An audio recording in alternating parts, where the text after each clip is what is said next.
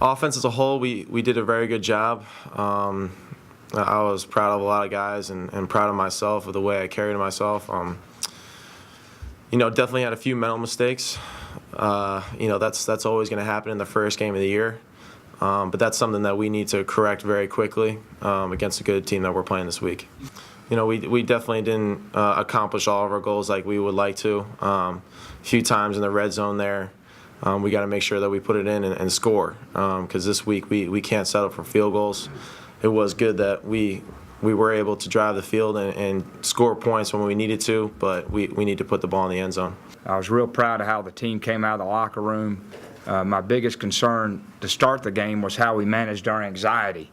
And it was important that we didn't go out there and lose focus and do some things that seem simple day to day, but they don't look so simple on game day. You said you were more nervous starting your JUCO game than you were. Why?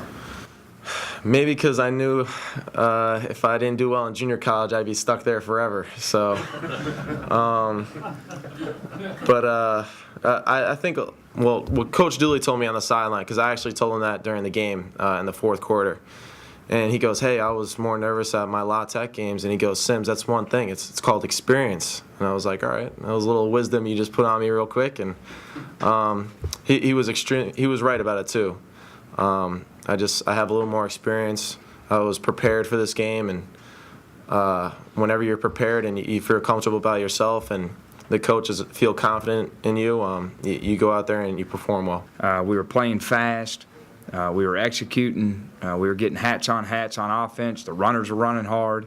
And so it gave us a real boost, I think, early in the game. We needed to see what we had, what we need to improve upon.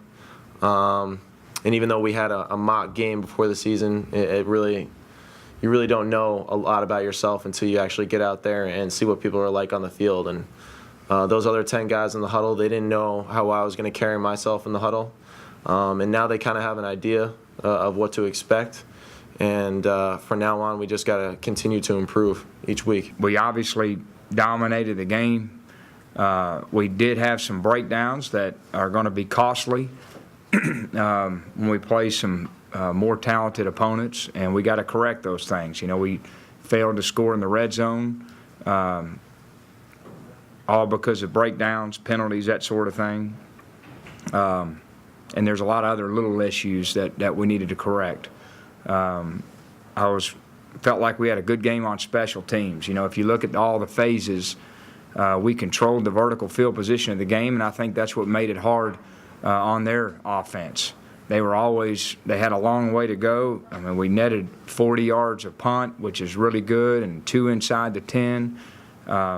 Their drive start after a kickoff was average at the 20, which is really good. Our drive start after their kickoff was about the 42, which is really good. The only phase we did a poor job on was punt return. We made our field goals, and I'm concerned about where we are at punt return.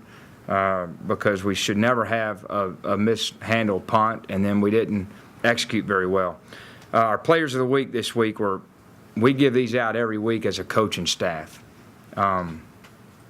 So it's no big deal, but I'm just letting you know. We gave it to Torin Poole and Denarius Moore, and our defense to Austin Johnson and Prentice Wagner, and Daniel Lincoln on special teams.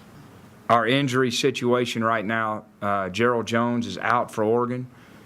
Suffered I guess you can say a broken hand or a little bone in the hand. I don't know all the specifics, but he's definitely out for Oregon, and I think he's probably definitely out the next game too. Unfortunate, but that's part of football. Gerard Shaw and Denarius Moore a little banged up at the ankle, and they're just day to day, and we'll see how they progress. But now it's time for these young freshmen to step up and make a lot of plays for us, and they're going to have to.